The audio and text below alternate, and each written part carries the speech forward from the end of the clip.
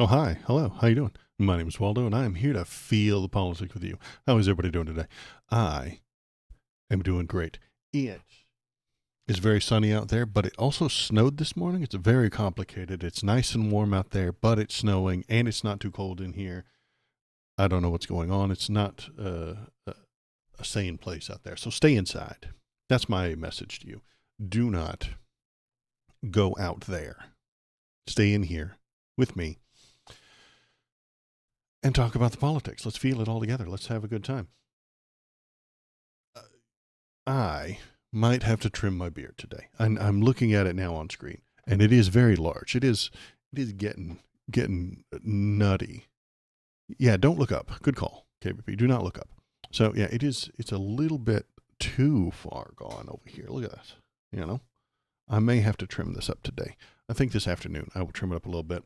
Um, I have my tickets ordered for the Emerald City Comic Con, which I will be at on March the 7th. I have my costume ordered, and it will be arriving just before then, hopefully just before then. And the scruff, the facial hair didn't take nearly as long as I thought it would. I stopped shaving on Christmas, and now we are 1 month into it, and it is just entirely too long. So I'm going to trim over here, trim over there, uh, even out the beard a little bit, and then leave it alone for the next month. And by the time March rolls around for Comic Con, I will be very scruffily looking, and I'll scrape all of this off, and then I'll show up there as in costume as our hero Harry Dubois, and have a good time. Yeah, if anybody wants to meet me there, I would say hello, and you can take a picture of me. I guess I'll post some pictures as well into the Discord. Just gotta trim myself. Yeah. It's a fun time. Very exciting. So yeah, that's the plan. And until then, I will keep reading the news and being miserable and just pointing out all the fascism as it happens. So that's what we've got to do today. Today is Saturday. I've got a handful of links to look at. We'll go over some headlines, and then I've written up some rants for towards the end. And the thing that we need, I know I'm teasing you to stick around, but what do we need to do? How can we be better? Can we just scream about things on the internet? Sure, but what can we do? And I've got some, I think, interesting answers towards the end of the stream today. So that'll be my rant for today. If you want to participate, hop into chat. Tell me what you're thinking. Tell me what you're feeling. Go on over to the YouTube page, and you can watch old videos and stuff like that. I take all of these streams, I chop them up into littler bits so that the YouTube algorithm will like them. And then you can go on over to the Discord right there. You can go there. You can post memes. You can put funny photos. You can Photoshop me into anything. I don't care. You can talk about the politics. You can feel it all together and post up your ideas. Also, send links, and then I will put the links on the screen, and we'll talk about them. We'll feel them all out together, and it'll be a good time. So let's go ahead and get started. What do we have to talk about, to look at today? Here, let's go over here to the webcam screen, and we'll turn on the window capture. Click the right button. We go over here to this one. Oh, yeah. Today is Tariff Day, isn't it? Happy Tariff Day, everybody. Happy Tariff Day. Hooray. Aren't you excited?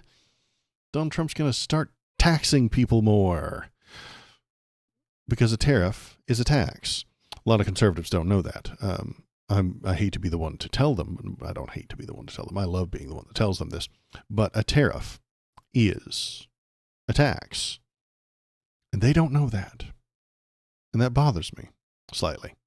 Why don't they know that? Well, it's because Donald Trump doesn't tell them the truth. He doesn't tell them the reality. He doesn't tell them what's actually happening. He's a liar. He makes things up. So the stock market plummets as Trump announces a new tariff war. A new tax war is what it ought to say, because tariffs are a tax. Donald Trump announced a new tariff, aka tax, that will take effect this weekend. That's right now, sending the stock market crashing. On Friday, almost immediately after Trump's administration announced the tariffs against China, Mexico, and Canada, will begin on Saturday. The stock market plunged. White House Press Secretary Carolyn Leavitt, Nazi Barbie, told reporters that tariffs of 25% would be implemented against Canada, Mexico, and 10% against China. These are our allies. Why do you punish your friends? It's a stupid thing to do. Canada is our ally. They are our friend. And Donald Trump wants to hurt them because he's an idiot. Because he doesn't understand what he's doing or why. He still doesn't understand what a tariff is or what it does. He will still tell you that it's not a tax while also calling it a tax sometimes. That was a pretty big thing on the campaign trail. Kamala Harris called it a tax. And he said, no, it's not a tax, not a tax, not a tax. Tariffs are not a tax. And then just like last week, he's like, yeah, that they're collected by the government. It's a tax. He said it. Conservatives, have you anything to say to this? No? You just like it when Waldo gets mad? You just like it when the liberals are pissed off? And they get pissed off when you ruin the government? Okay, let's ruin the government then. That's your plan. I know your plan. I see you. I hear you. I know what's going on. Anywho, yeah, the Canada and Mexico are our friends. They are our allies. Why are we harming them? Why are we trying, like hell, to start a fight with them? Doesn't make any sense. It's a stupid, stupid way to operate a government. But we did vote not overwhelmingly, but by 1.5% of the American people voted for the stupid, ineffective government. That's what they wanted because they like it. It's fun. It's way more entertaining, and drama is what matters. So let's keep reading. Let's see. Right after the announcement, the Dow Jones Industrial Average, NASDAQ, and S&P 500 all suffered losses. As of publication time, the three indexes had fallen 350, 87, and 30 points respectively. Leavitt told reporters that the full details of the tariffs would be released when they are implemented. Does that sound like a good idea? Does that sound like proper planning? Hey, we will give you the details when it happens. That makes me think they aren't planning anything. They're not planning any of this. They're not putting together intelligent, well thought out procedures, plans, and operations. They're just winging it, man. They're just throwing shit around. And 24 hours from now, when shit goes wrong, they'll cancel it. They'll play the Uno reverse card. They will untariff all of these people and then claim to be heroes. They will claim that the problem has been solved. But they're liars and idiots, so you can't trust them. All three countries have said that they would respond. Canada has pledged to retaliate with tariffs of their own in a forceful but reasonable manner, according to Prime Minister Justin Trudeau. He said, I won't sugarcoat it. Our nation could be facing difficult times in the coming days and weeks. I know Canadians might be anxious and worried, but I want them to know the federal government and indeed all orders of government have their backs. Great. Mexico also plans to institute its own tariffs against the United States, and China said it will firmly defend its interests. Regardless, Trump claims that his tariffs will force other countries to comply with his policies and raise money for the federal government, even though they're more likely to hurt the economy as well as the average American. Again, Donald Trump doesn't know this. He doesn't know things. He feels stuff. Donald Trump is a beast, an animal of feelings and intuition. He does not have thoughts. He does not have logic. He does not have intelligent plans. He does not remember anything past yesterday, and he cannot plan beyond tomorrow. He is a creature of feelings and feelings only. That's all. Instinct. All day, every day. No planning ahead. No remembering the past. No reminiscing. He is only in the now, in the current moment. And that sounds fun, but it prevents you from planning for tomorrow, and it stops you from remembering what happened in the past. You cannot learn. Donald Trump cannot learn. He can't. He is incapable of learning. So when you describe to him, when you explain to him that a tariff is a tax, he'll just lie to you and say, no, it's not. And then later he'll say that it is. Because 6 months ago, a tariff was not a tax. Today it is. He can't learn. He can't comprehend what happened in the past. He doesn't care what happened in the past. What happened in the past is gone and dead and gone, and it should not be referenced unless it benefits him today, right now. If remembering the past helps him win the argument now, he will. If remembering the past harms his argument now, he will ignore it. Pure instinct, nothing else. And that is all he's ever been. That is all he will ever do, because he cannot do anything else. Let's see what else. Let's see. Here we go. What is this one talking about? Your complete guide to tariffs, how much you'll pay and when. President Donald Trump says he will impose the tariffs over the weekend, gambling that taxing American companies for imported goods will ultimately punish the countries that make stuff Americans want and bring those nations to the negotiating table. But that's a risky bet that could easily backfire on American consumers and the economy. See, that's the most dangerous thing that CNN is allowed to say. That's a risky bet. They're not allowed to tell you that it's a dumb fuck idea. They're not allowed to say that. They're not allowed to tell you this is fucking stupid and the person who put it together is an idiot. They're not allowed to say that. I am. That's why hopefully you would come here and pay attention. Hop in a chat, tell me that he is also an idiot, that you agree. They're not allowed to say that because they have to play both sides. They have to be in the middle, which is a stupid thing to do. Don't be in the middle. That's dumb. Being in the middle is not a good idea right now. It is actually harming us. Don't be in the middle, especially when one side is authoritarian. Don't be in the middle. Half authoritarian, half fascist is not acceptable. But CNN has to play the field. They have to be in the center, or else they'll get accusations of choosing a side. Yes. Choose a side. Stop being a wiener. Stop being a wimp. Choose a side. One side is fascist authoritarianism, and the other side would like to do something about capitalism. Choose a side. What else we got? The United States tariffs typically serve a limited but important purpose. They are intended to grow America's economy by incentivizing the purchase of made-in-America goods. They accomplish that by effectively penalizing American companies that buy foreign goods with high taxes. Economists largely believe that, in limited circumstances, tariffs can be an effective tool for economic growth, but Trump believes the tariffs have an altogether different purpose. Trump has long praised tariffs as an effective economic policy. On Monday, Trump called tariff the fourth most beautiful word in the dictionary behind God, love, and religion. It's not what he said in the past. He said tariff was the most beautiful word in the dictionary, but then some of his campaign people were like, hey, listen, you can't put tariffs above God, love, and religion. It's fucking pandering bullshit to idiots. Trump has repeatedly and incorrectly said that the tariff sheriff, former President William McKinley, ushered in an era of American prosperity at the end of the 19th century by going all in on tariffs. Though the U.S. economy was growing strong in the 1890s, that was largely on the back of practically unrestricted immigration.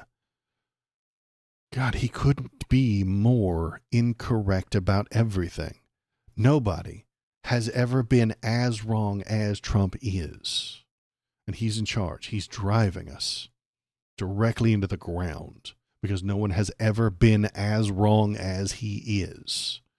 Claiming that tariffs made all the money, and it was a lie. It didn't. It was the unrestricted immigration that made our country great, that made America a strong world power. Immigration. And the people who came here to do all the hard work for very little pay is what made America great. What is his other plan with immigration? To kick everybody out? Okay, great. That's going to ruin us. So kicking the immigrants out is going to ruin us. Creating these tariffs is going to ruin us.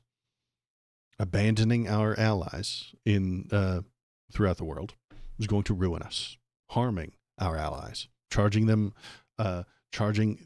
companies that work with our allies extra taxes is going to ruin us. And that'll make the liberals cry. And that'll make the conservatives happy. That's the plan. Conservatives, I have bad news. You can't actually drink liberal tears. You can't. They're not a thing that is to be mined. You can't economically build an entire country on liberal tears. You cannot put them in a gas tank. You cannot burn them to stay warm.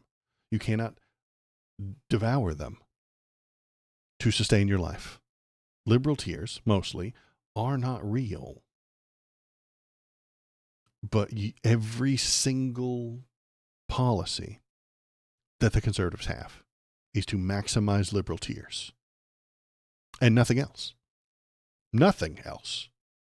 They will harm the American people to squeeze out a few more liberal tears. They will harm the American economy to farm out a few more liberal tears.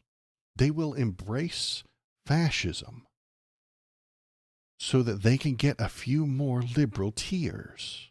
They will create concentration camps because it will make the liberals cry. This is a dead-end ideology.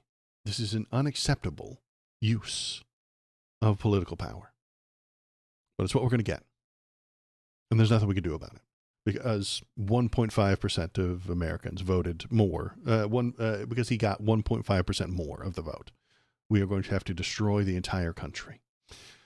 They used to cry. They were in my chat. I haven't had any conservatives in chat in a while. They're all drunk on liberal tears. They come into my chat. They come into my YouTube comments and complain about Joe Biden destroying the country. How? Where? Point to one thing that was destroyed by Joe Biden. One thing. Anything that he destroyed. There's nothing. Nothing. 0 things were destroyed under him. But they say it. And it's a thought-terminating cliche. And we'll get into thought-terminating cliches later, as soon as we're done with the headlines, because I've got some things to say about them today. So let's hop back on over here. Stop rambling, Waldo. What are we looking at today? Still, Trump has used and promised to employ tariffs for 3 primary purposes: to raise revenue, to bring trade into balance, and to bring rival countries to the negotiating table. Will it raise revenue? Maybe. Will it do any of these 3 things? Will it raise revenue? Maybe. There's a chance that because we tax those companies, and that's what it will be, a tax on American companies, those American companies will pay that tax. It will raise some revenue. But then those companies will raise their prices and the people will stop buying. Hence, being revenue neutral.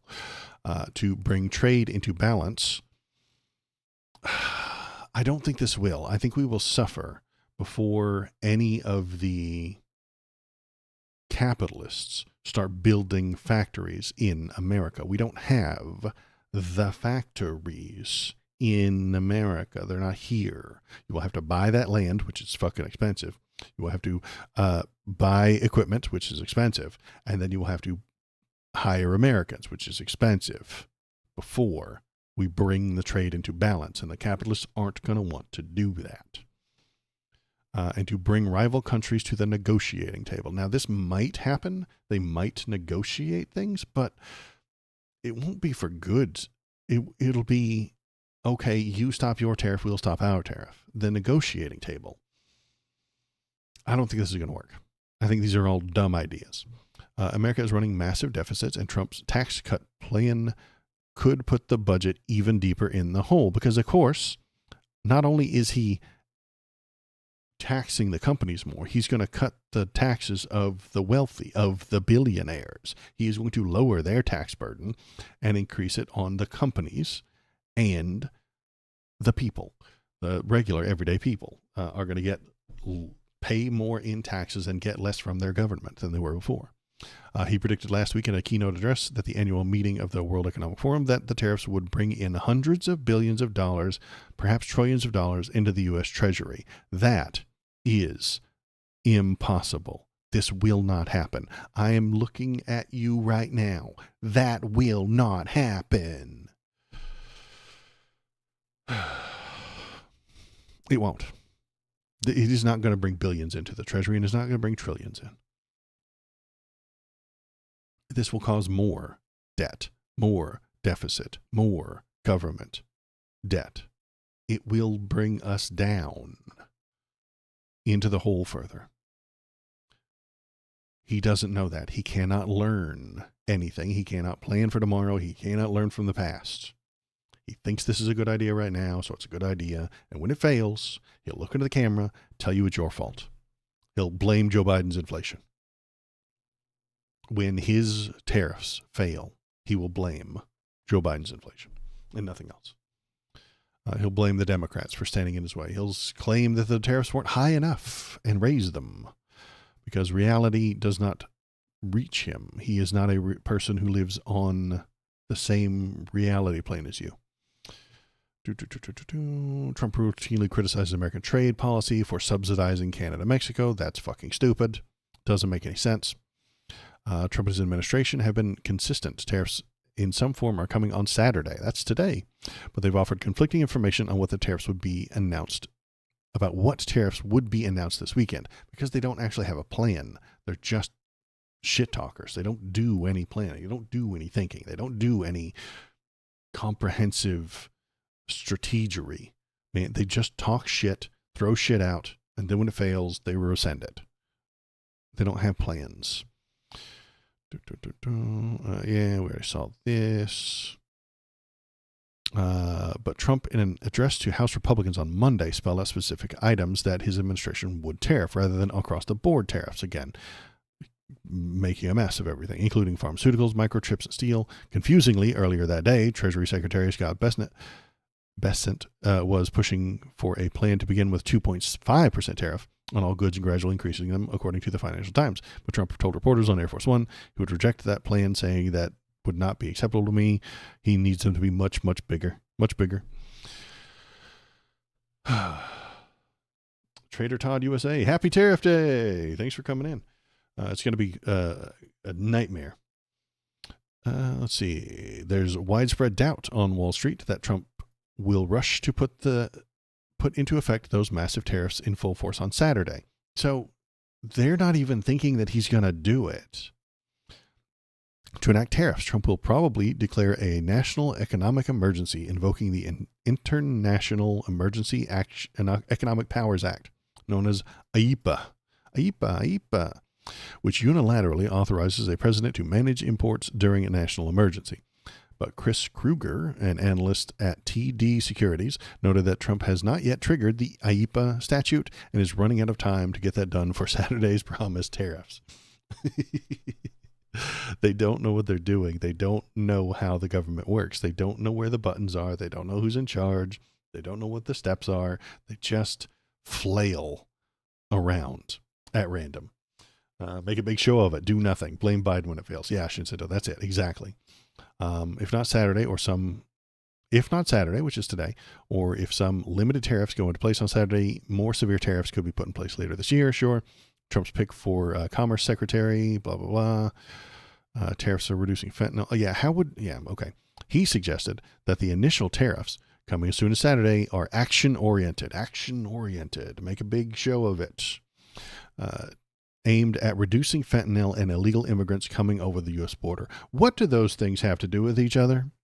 What do tariffs have to do with fentanyl and illegal immigrants? Fucking nothing. Literally nothing. Action for action's sake. That is what we need to be recognizing. Donald Trump doesn't have any plans. He doesn't know what he's doing. He doesn't know what the tariffs are going to do. He doesn't know where they come from. He doesn't know how to implement them. He doesn't know how to write them down. He just needs to take action right damn now. Do something now. And if it fails, it's Joe Biden's fault. If it works, I'm a genius. There's no planning. There's no coordination. This is the most uncoordinated thing we could ever imagine. Hi, 10 past 11. Thanks for coming in. We're talking about tariffs, which, as you are entirely aware, is nerd shit. So let's see. Happy Tariff Day, everybody. Let's see if there's any more to be talking about tariffs. Burying your head out of your ass is a liberal move. Yeah, I know. Pulling your head out of your ass is a liberal move. It's true. Looking at things, comprehending them, using your brain to come up with ideas on what should happen in the future. Total liberal shit, cuck shit. Don't do it. Never do that. Never, never, never, never look around, observe reality, then come up with a plan. It's weak. Okay? It's liberal cuck shit, and you should never do so. A real man dictates complicated government policy from his gut. Okay? That is why Donald Trump won, because he leads from his gut, not his stupid brain. He doesn't use his brain. Okay? No. That's nerd shit. 10 past 11 is absolutely on top of it, and he is our resident nerd shit expert. He knows that you can't use your brain to come up with complicated international trade policies. No. You create complicated international trade policies from what you feel in your guts. And you implement it boldly, quickly, and immediately. Give me hyperbole or give me instant death.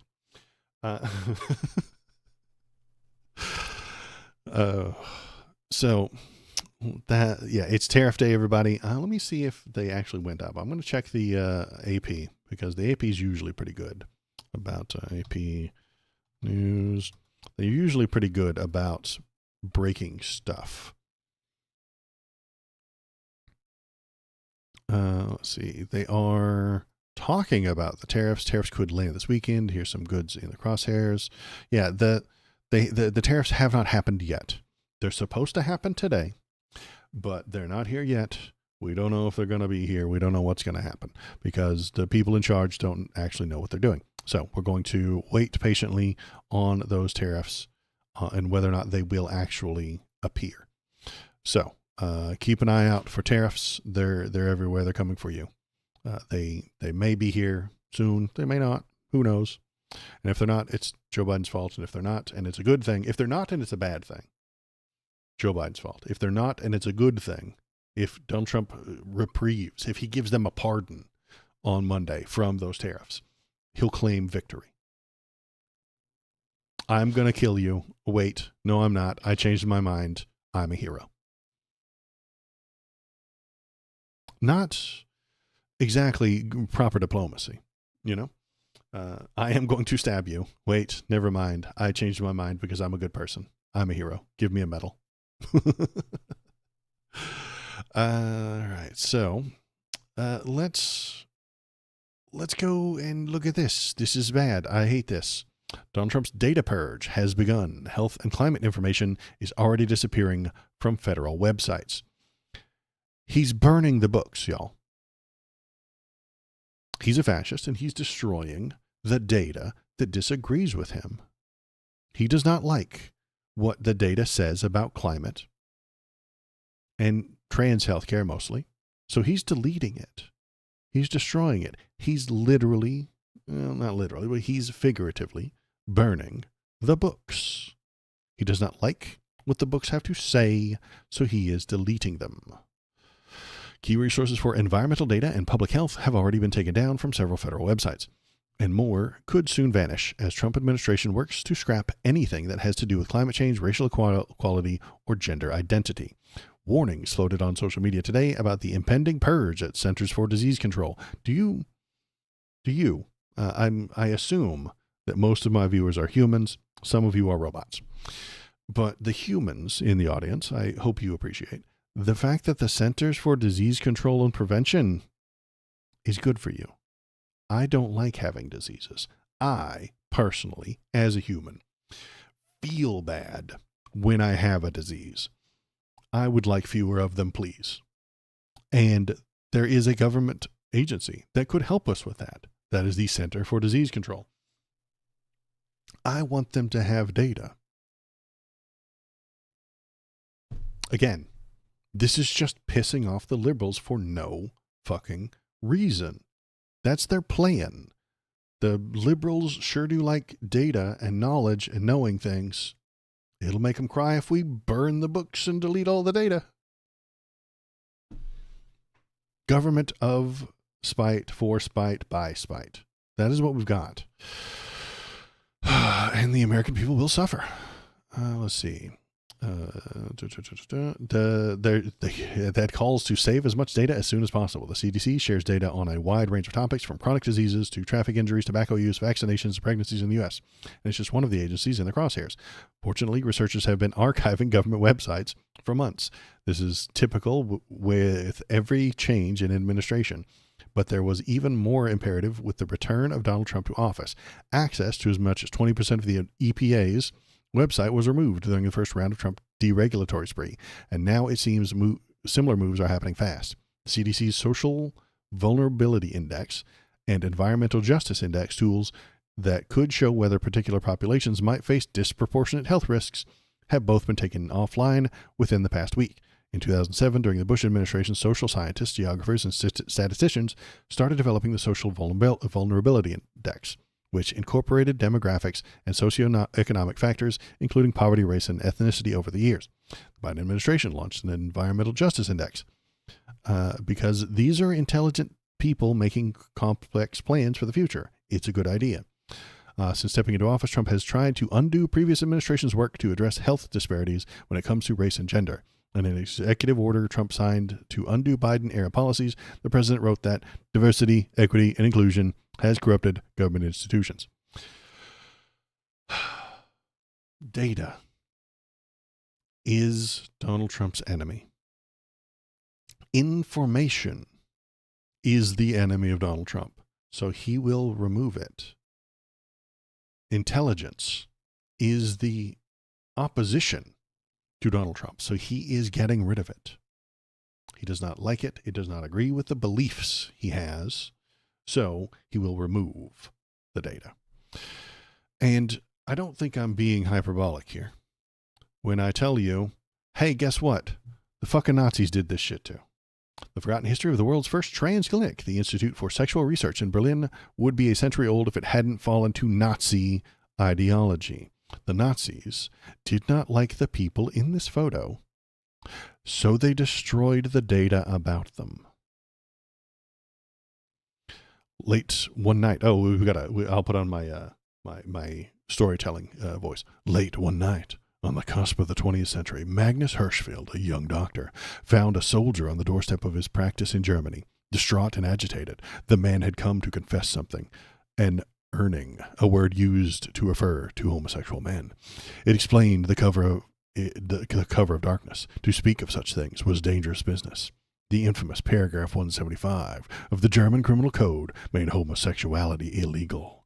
A man so accused could be stripped of his rank and titles and thrown in jail. Hirschfeld understood the soldier's plight. He was himself both homosexual and Jewish, and did the best to comfort his patient. But the soldier had already made up his mind. It was the eve of his wedding, an event that he could not face. Shortly after, he shot himself. The soldier bequeathed his private papers to Hirschfeld, along with a letter. The thought that you could contribute to a future where the German fatherland will think of us in more than just terms sweetens the hour of death. Complicated shit. Hirschfeld would be forever haunted by this needless loss. The soldier had called himself a curse, fit only to die, because the expectations of heterosexual norms, reinforced by marriage and law, made no room for his kind. These heartbreaking stories Hirschfeld wrote in the sexual history of the World War, bringing before us the whole tragedy in Germany. What fatherland did they have? And for what freedom were they fighting? In the aftermath of this lonely death, Hirschfeld left his medical practice and began a crusade for justice that would alter the course of queer history. So basically, he started studying and researching and saving things, and the Nazis burned it. That's what is happening today. That is what is happening with Donald Trump destroying data. And I don't want to be a wimp like CNN is. I don't want to half-ass tell you hey, he's doing a thing that might be seen as slightly difficult. They're soft pedaling the fascism that's happening. He is destroying data that you paid for because you are a taxpayer, assumingly that you are in America. All my American viewers, millions of them that I know there are, paid to have the CDC gather this data. You paid them to create this, to study this, to learn, so that someday it would benefit you. Donald Trump is burning the books. He is deleting the data. He is removing the things that prove him factually incorrect, because he is a fascist and he is surrounded by fascists, and we are drowning in a fascist state right now. It's only going to get worse over the next couple of months. It's only going to get worse, and it is going to collapse. I hate to be doomer all the time, but it's going to get worse as more of this happens and more of it gets accepted and more of the economy starts to collapse under his piss poor management. Things are only going to get worse. Take care of yourself. Try to put some stuff away because you're being robbed. Speaking of being robbed, top Treasury official retires over Doge request for access to payment systems. Elon Musk is fighting to get control of the fucking Treasury so that he can know where the money goes, he can know who's getting it, and change it to whoever the fuck he wants. Elon Musk is breaking into your Treasury, assuming you're an American, I always do, to steal from you. Elon Musk is trying his ass off to steal from you right now. Nobody cares. The news isn't covering it. He's trying to break in to take from the American taxpayer. He's breaking in to steal from us, as he always intended to do. I said it 6 damn months ago. I described the dumpster fire. I've done it a dozen times. If you've watched the channel for more than a fucking few minutes, you'll hear me talk about the dumpster fire. The dumpster fire is not just a silly little term to describe something that's bad. A dumpster fire, you literally light someone's dumpster on fire that is next to their home and their business, and as they are panicking, trying to put out the fire that will engulf their home and business, you rob them. And that is exactly what we are seeing. Donald Trump is starting the fires. He is deleting information. He is starting pointless, needless, unnecessary trade wars. He is saying dumb shit about laws. He is passing unconstitutional executive orders. That's the fire. The burglary is happening with Elon. Elon is breaking into the Treasury. He is putting people in charge. He is putting servers in between the regular government equipment so that he can steal from us. And if he did, what would happen? Hypothetically, let's go completely batshit crazy. Elon Musk puts a server, he buys a new one, and he plops it down in the middle of a Treasury server closet, plugs it in, sees everything that's happening, and starts diverting funds to his friends or to himself. That would be a federal crime. Who's going to look into it? Who's going to discover it? Donald Trump has fired investigators. He has fired inspectors general. Who's going to look into this? Who's going to chase it down? Who's going to find out who put that server there and where that money went? No one. He will simply steal everything he wants. And then when someday somebody finally brings it up to him, or somebody else tries to investigate it, he'll get pardoned by Donald Trump for the federal crime. Donald Trump will look into the camera and tell you that Elon was just doing Doge work. He was just making it more efficient. He wasn't stealing all that money. He was putting the money where it belongs for efficiency's sake. We're being robbed. They're destroying the government so that they can rob you.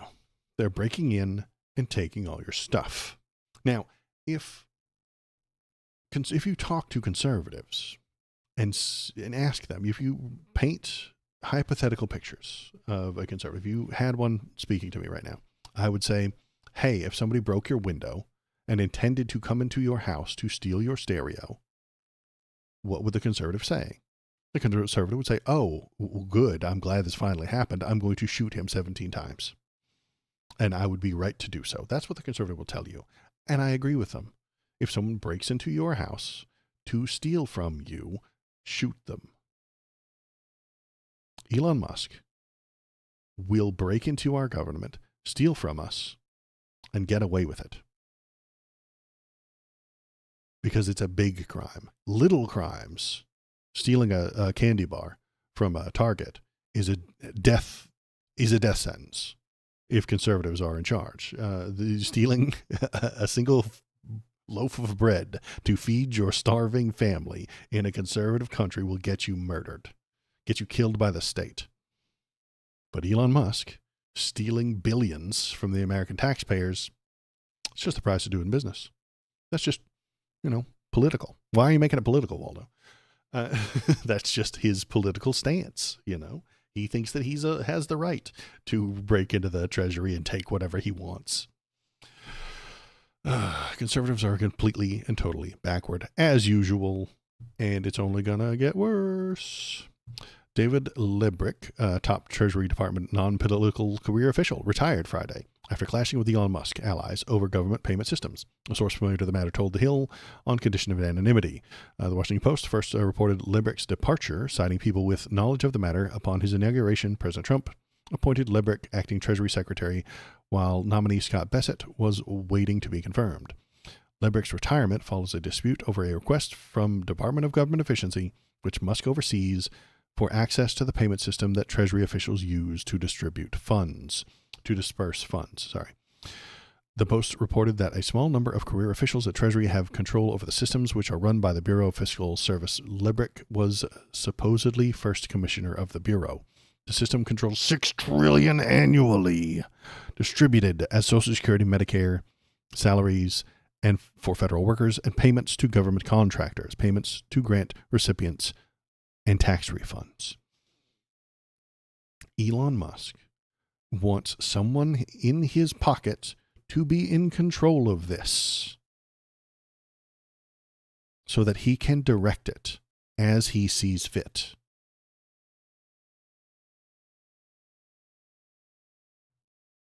And you will get nothing from it. The American people will suffer as Elon Musk tells his lackey, his crony, who gets paid and who doesn't. That's all there is to it. The takeover is complete. Well, almost complete. We're inches away from this being complete. I think, the Wired has talked about it as well. Let's take a look at this. Can I make that disappear from the screen, please? I can only have so much screen thing. Can you go away? Internet? And shitified? No, we can't make that go away. I hope it looks like shit, because the internet is shit. There's not much I can do about it. Elon Musk's minions, from trusted sidekicks to random college students and former Musk employee company interns, have taken over the General Services Administration, the GSA, a critical government agency that manages federal offices and technology. Already, the team is attempting to use White House security credentials to gain unusual access to the GSA tech, deploying a suite of new AI software and recreating the office in X's image. I thought there would be more to this than that.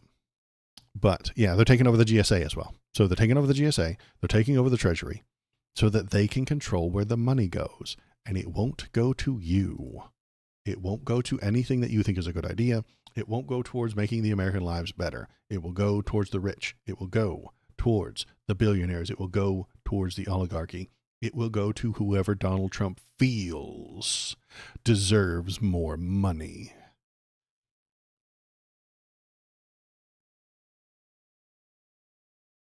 And that's it. It's the whole thing. It's been the plan all along. And it will make Waldo cry. And it'll make liberal tears. It will make liberal tears.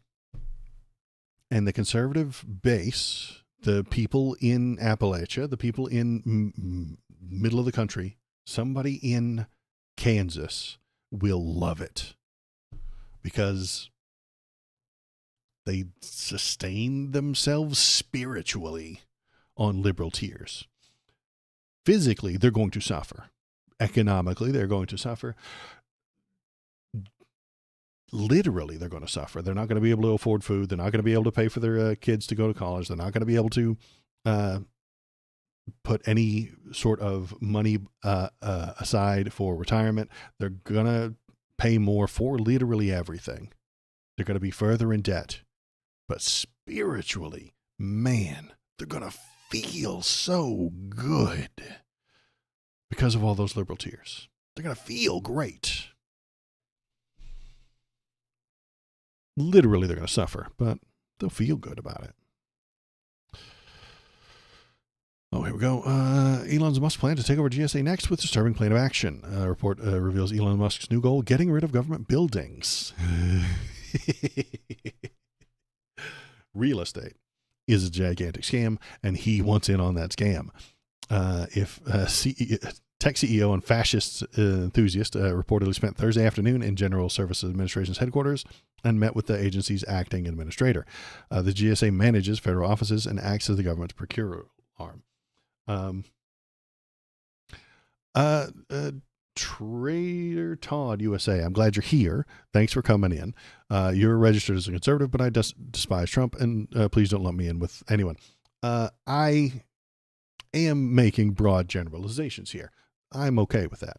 I can't speak to everyone, but Donald Trump is not conservative. He's not. Never has been. Suggesting that you're conservative, but you hate Trump makes sense to me because he's not conservative. I just wish that more conservative people weren't tricked by him. He lies to them to make them feel good, and they buy it. They've been fooled. They've been hoodwinked. They have been bamboozled by Donald Trump. And I wish that weren't true. I wish there were a conservative running for the Republican Party, but there aren't any. They have all been chased out. They have all been pushed out. They have all been subsumed by Donald Trump. He is the party now. Everything he says goes, and everything he wants happens. And if you are a Republican or a conservative and you stand against him, you are discharged. Look what they've done to Liz Cheney. She's not a great person. I don't like her all that much. She is a Republican, but she's an old-fashioned Republican, not a new-fangled Trump supporter. He's definitely not conservative. I won't be tricked. Yeah, well, did you vote for him? If you voted for him, maybe you got tricked into it. I don't know. If you voted for him specifically, it's entirely possible that you did. You sat out, or you voted for a third party or a libertarian or something along those lines, which means you weren't tricked. I appreciate that.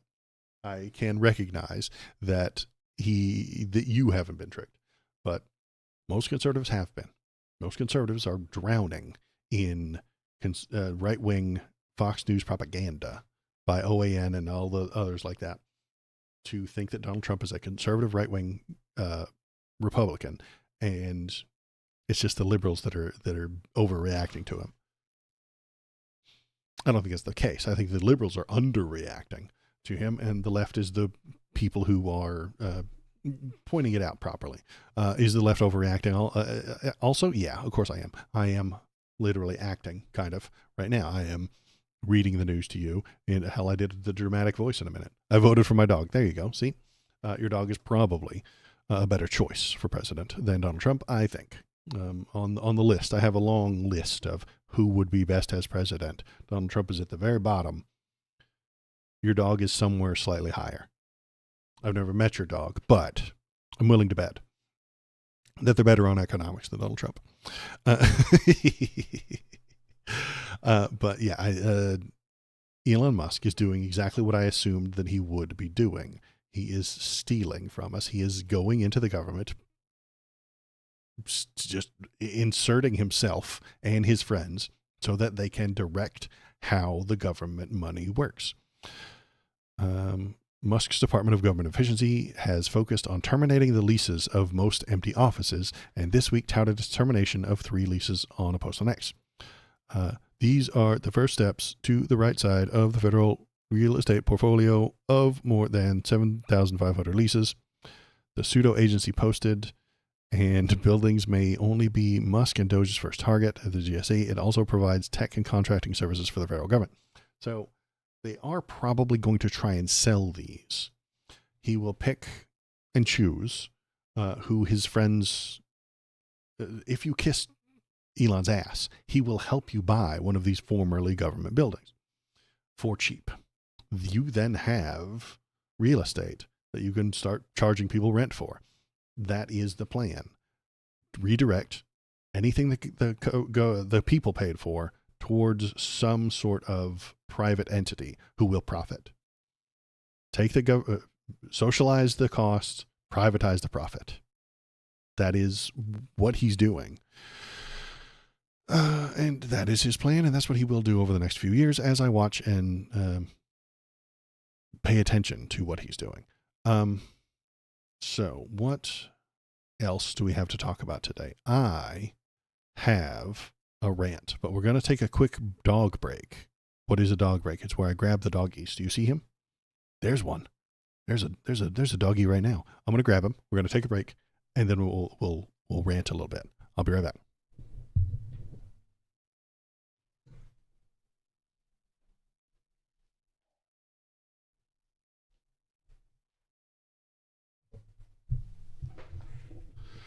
Bark Boy break. It's time for Bark Boys. Look, it's Lewis.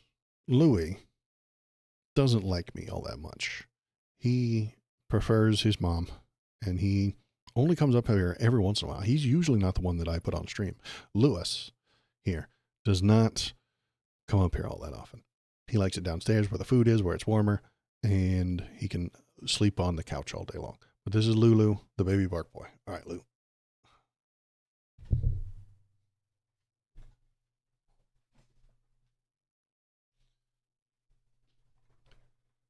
And here's Bobo. There he is. Hello, Bo. He's usually the one that's up here bugging me.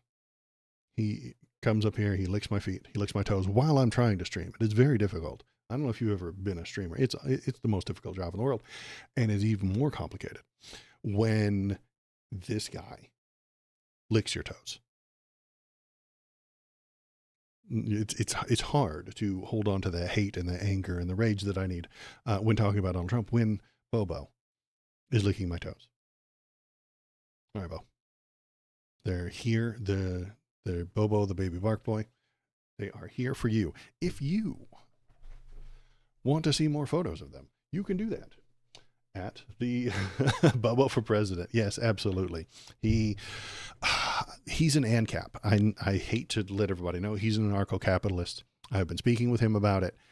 He is an anarcho-capitalist like Milei from Argentina. So, and he's a big fan of Milei and anarcho-capitalism. It's a complicated ideology, and I don't appreciate it. But I'm not going to kick him out because of that. So if you want to see more from them, you can at the Discord. On the Discord, there's an entire channel just dedicated to Bobo pictures and Lulu pictures. They are there. You can go there. You can look at them. You can Photoshop them. KBP often photoshops them into funny positions, and it's very fun. You can go there and you can do that, and you can have a good time. So swing on by the Discord, go to the Bobo the Baby Bark Boy channel, and you can see photos of him. Let's see. I haven't put any up lately, but I will. I'll put up another one today or tomorrow. And then while you're there, you can debate politics with anybody that's there. You can post up memes. You can put stupid photos of me. You can freeze frame photos of me with stupid faces. I completely condone that. If you pause any stream and I'm making a dumb face or something, by all means, put it in there.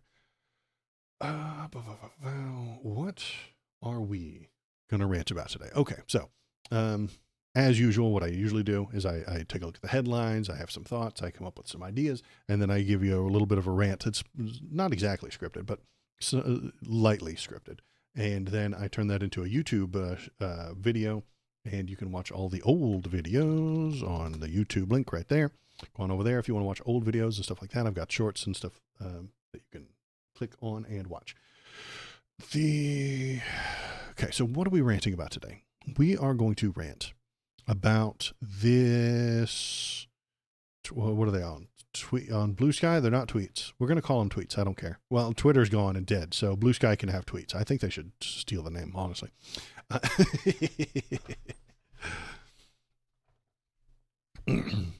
Let's look at this. That's Amy Klobuchar. I don't like her. She's too much of a wimp for me. New York Times opinions. It's very clear that if there is a middle of all of this hot mess of division, Americans want us to work together when we can find common ground. Work together when we can find common. Okay. So poorly written. I don't like it. Okay. Americans want us to work together when we can find common ground. Senator Amy Klobuchar tells the opinion writer of the New York Times. Stop. Stop being in the middle. It's a dumb idea. It's a terrible place to be. Stop holding the middle. Democrats, this is why you lose. The right is offering short bumper sticker, simple solutions to every problem that exists. Those solutions are stupid and wrong, based on feelings rather than data. Dems cannot convince anyone if their solutions are half stupid, half wrong, and half based on feelings. Stop trying to hold the middle. It's a dumb place to be. Pick a side. The opposition to fascism is not meeting them in the middle. Half fascism is just as stupid an idea. If you want to oppose fascism, you have to move left. Let me put it this way. Look at this guy. Let's look at this guy. I've got a guy here.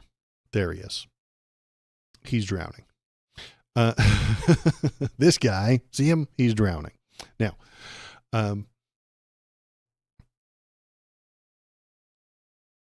the fact is that he's drowning. What is each side going to say about it? When the Republicans hear, help, I'm drowning, they'll say, the water should never have happened. This would not have happened if I were president. There were no drownings when I was president. This water is because of Democrat inflation. The criminal migrant caravans brought this water with them. I and I alone can unleash domestic energy production, and that will keep you from drowning. Thank you. Not helpful. Bad ideas. But when the Democrats, someone like, what's her name that we just saw, hear, help, I'm drowning, they will say, they will look into the camera and they will give you a emotional speech, but also offer no ideas. I see you. I hear you. You are drowning. I know the water is cold and dark and is surrounding you, filling your mouth as you struggle to breathe free. Head held high, you stretch your neck to the sky to taste the sweet breath of liberty. Arms stretched out to the heavens as you signal for anyone to see that you are drowning. I see you. You are drowning. No ideas. Those are the choices we have when you look at American politics. Republican bad ideas and Democrat no ideas. The people in the middle do not have complex and diverse opinions. I'm sorry. Centrists, you aren't special snowflakes. Most of the time, most of the people in the center do not know what's going on. They are simply not paying attention.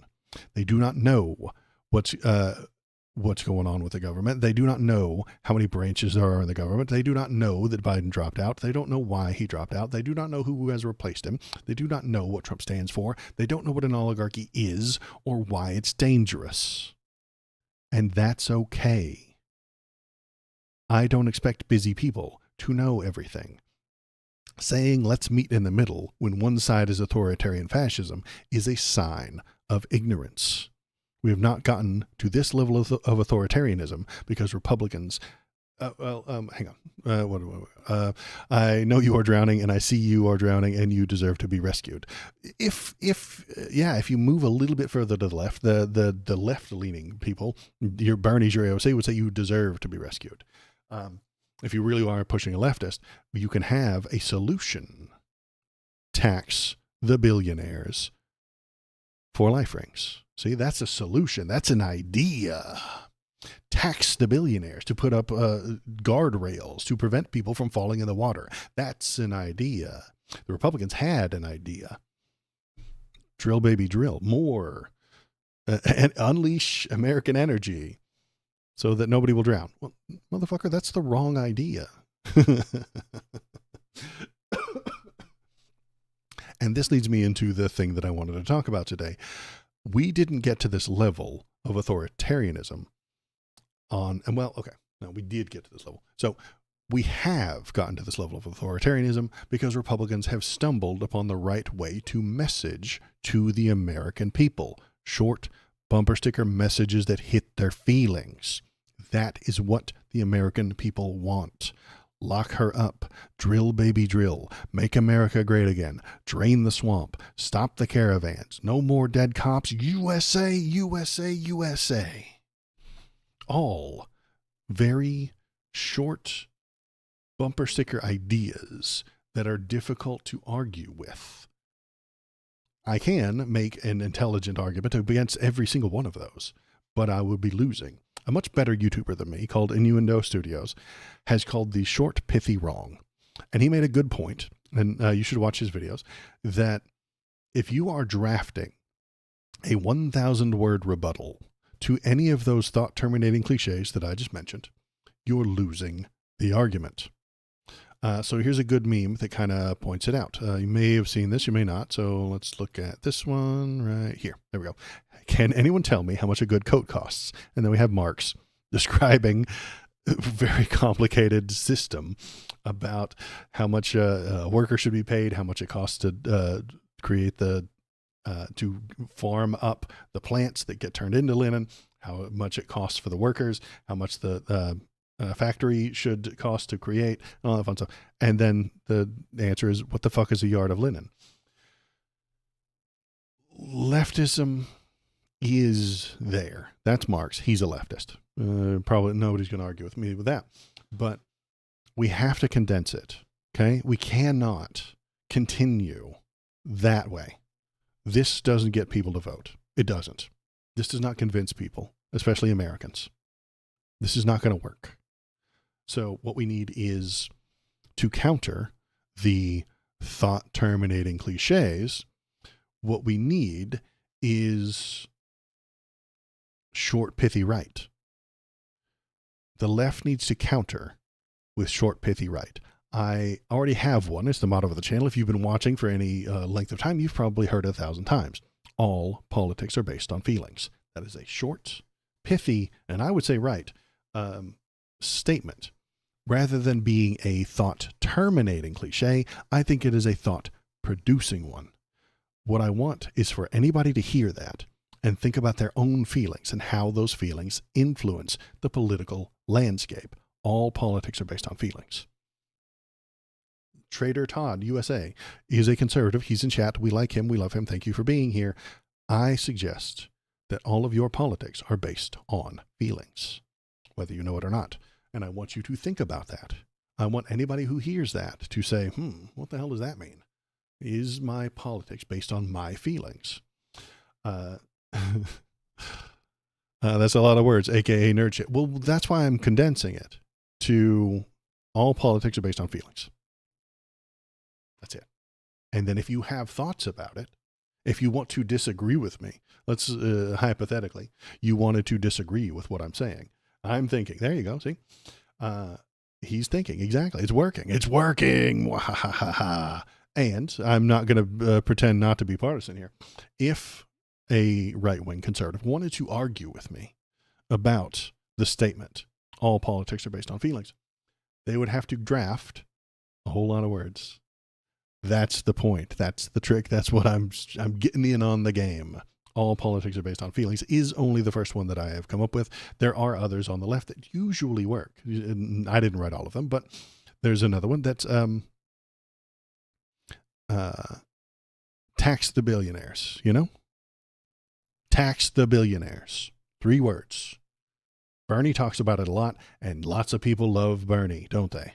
He has a very simple message. Tax the billionaires. Also, it is definitely a leftist idea and has a lot of support, and it is difficult to argue against.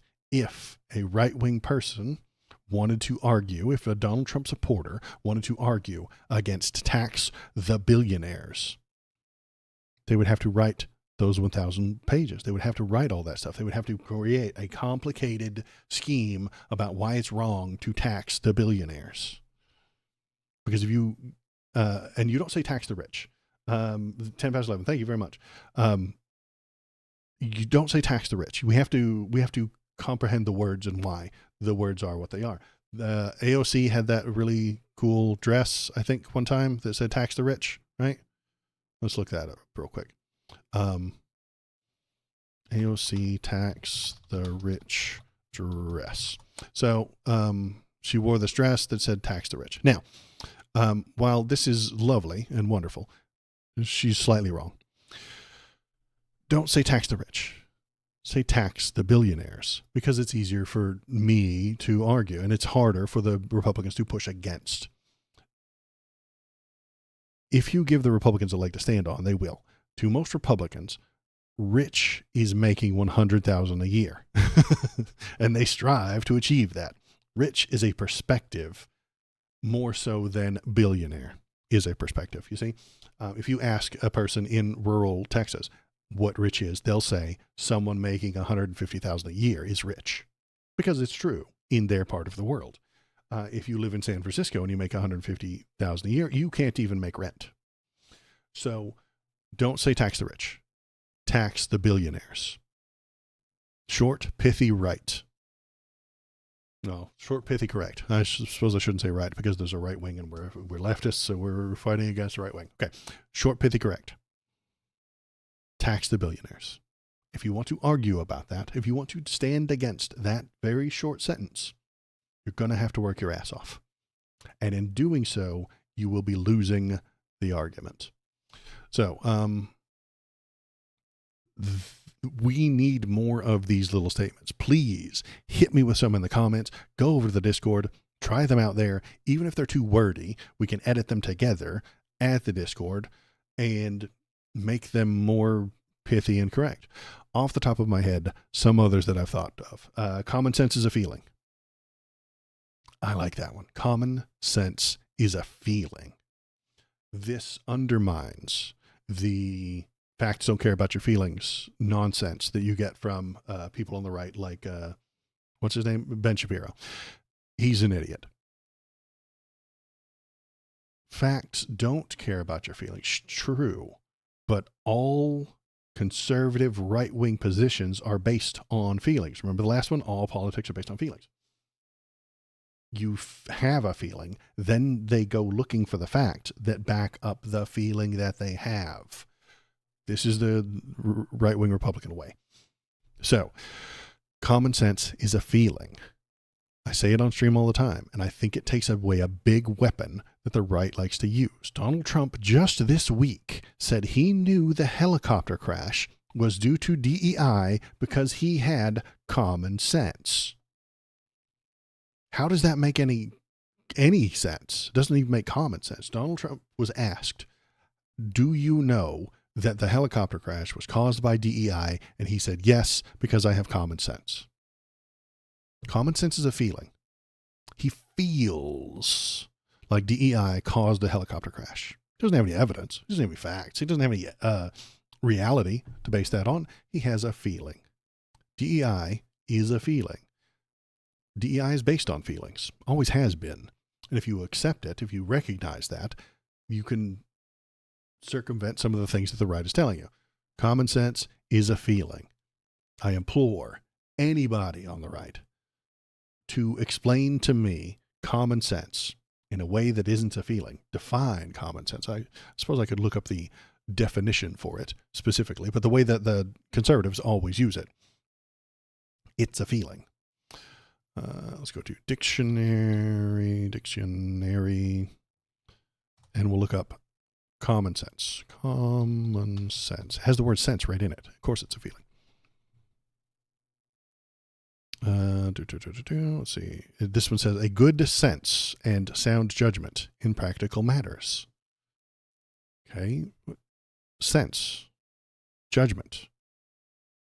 How do you know a judgment is correct? You feel it. And there's no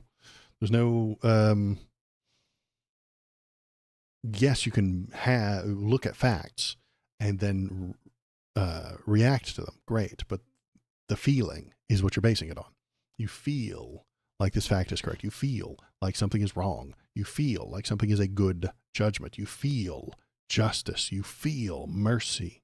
You feel aggrieved when someone robs you. You feel nervous about millions of people coming into the country illegally. I recognize that. I accept the idea that millions of people coming into the country illegally makes people feel nervous. But what do we do about it? The fact is that they came here. The feeling you have will lead you to your politics. So that's another one that I think is interesting. Common sense is a feeling. How about them egg prices? Short, pithy, correct. How about them egg prices? That one's slightly working. You've probably seen that one floating around the internet lately. How about them egg prices? That, I think, is a good idea. Keep pointing it out. It's a direct attack against Donald Trump and his awful, awful policies. And the right will have to draft 1,000-word arguments about against it and they will lose. How about them egg prices? It's a very hard thing for a right-wing Trump fan to argue against. The prices will go up. They're already up. They're not going down anytime soon. And even if Donald Trump did something to lower the prices, that would be a government regulation. And at which point we can hit him about creating government regulations that are controlling companies, which is not a conservative thing to do. It really isn't. And I mentioned the other one today, a tariff is a tax. A tariff is a tax. I say that to every right-wing person you've ever met. A tariff is a tax. They don't know that. They don't recognize it. They don't pay attention to that. A tariff is a tax. And if they want to fight that, how can they? They'll have to draft a 1,000-word argument. They'll have to draft another one of these. They'll have to do that. Top text, a tariff is a tax. Conservatives, all that. And then you'd be like, man, it's still a tax. The government is collecting it. The IRS collects them. The IRS collects the tariffs. Conservatives hate taxes. Conservatives hate the IRS. Who's going to collect the tariffs, Donnie? Donnie, who's going to collect the tariffs? The IRS. And if he abolishes the IRS, if he removes all of the people that work there, who's going to collect the tariffs? Nobody. And that leads to, hopefully, conservatives thinking things. Rather than thought-terminating cliches, I want to create thought-generating cliches. Tariff is a tax. I think that generates thoughts rather than kills them. I want the conservatives to hear that and start thinking, oh, okay, wait a minute. Tariffs raise prices for consumers. Yeah, and that's a good one. That is, you're right, Trader Todd. That is a Econ 101 sentence. It really is. Tariffs raise prices for consumers. Thought-generating idea. Rather than a thought-terminating cliche, I think most of the right-wing talking points, the bumper stickers that they push, the things that the MAGA fans push hard are thought-terminating cliches. You can't fix health care. Can we do something? Gun control is a mental health problem. That is a thought-terminating cliche. If I say, hey, can we do something about all the gun violence? No. Listen, you're not gun. No, you can't. No, stop thinking that. Gun crime is a mental disease. Gun crime is a mental disorder. Stop talking about it. Stop thinking. Don't come up with any plans. Do not move forward. Do not come. And tariffs raise prices for consumers. I mean, that's short, pithy, and correct. Tariffs raise your prices. Maybe I would probably shorten it. Tariffs raise your prices, and then you can aim it at somebody. So that is what I've got to rant about today. Let's see what else is going on today. That's all I've got for today. If you want to contribute, I appreciate you. I thank you, and I appreciate everybody who was here today. But I'm pretty much done for today. That's all I've got to talk about. I know a lot of stuff is going on, but I can only stream every once in a while. That's pretty much it for me today. So if you want to, go on over to the YouTube page and tell us what you're thinking. Tell us what you're feeling. Go on over to the Discord to also get to catch up on the memes, create some memes. Hit me. I'm not even kidding. Go on over there. Hit me with your short, pithy, correct left-wing ideologies. Hit me with the things. We need bumper stickers. The left needs bumper stickers. And I'm going to turn all of this fun stuff into YouTube videos. So go on over to the YouTube page, watch them and stuff like that. And then I might put them in the community page. And maybe the best ones I'll put on the community page. And I'll put your name behind it. Ooh, there we go. If you come up with a good one, I will go onto the Waldo YouTube community page as it gets billions of views. And I'll put your name behind it and we'll put it there. And it'll be a good time. Leftish bumper stickers. So that's it for me today. You hear this mess? This is what I have to put up with. Okay. Shut up. Bark boys going nuts. Okay. I'm going to end stream right here. Thank you for being here. I love you. I will be back on Wednesday unless the Gestapo kicks in my door and drags me off to the